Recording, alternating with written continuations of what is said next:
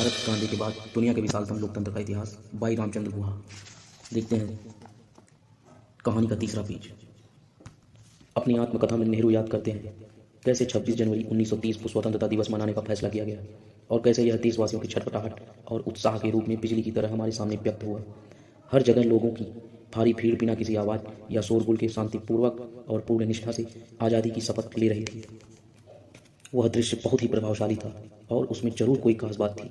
अगले दिन प्रेस को जारी किए गए अपने बयान में नेहरू ने बड़े ही आदरपूर्वक पूरे देश को इस निष्ठापूर्ण और अनुशासनबद्ध प्रदर्शन के लिए बधाई का संदेश दिया।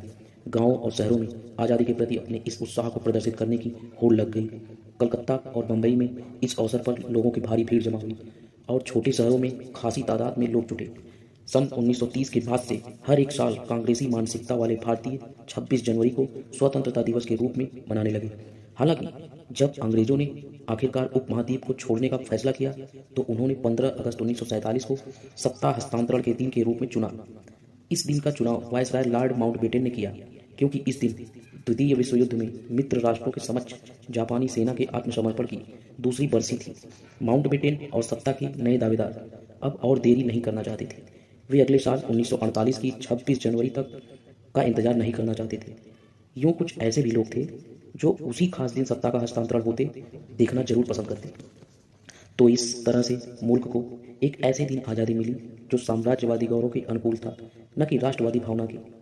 ब्रिटिश राज और आज़ाद भारत की राजधानी नई दिल्ली में स्वतंत्रता दिवस समारोह का औपचारिक समारोह आधी रात से थोड़ा ही पहले शुरू हुआ।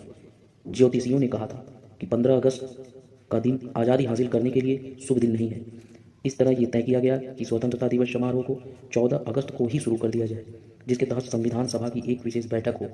संविधान सभा भारतीय प्रतिनिधियों की एक सभा थी जो नए संविधान बनाने का काम कर रही थी। यह समारोह एक ऊंचे गुंबद वाले सभा कक्ष में हुआ जो पूर्ववर्ती ब्रिटिश राज के दौरान विधान परिषद के तौर पर इस्तेमाल में लाया जाता था। उस कक्ष में शानदार प्रकाश की व्यवस्था की गई और उसमें जगह जगह झंडे लगाए गए। कुछ झंडों को उन तस्वीरों के फ्रेम के भीतर भी रख दिया गया जिनमें पिछले सप्ताह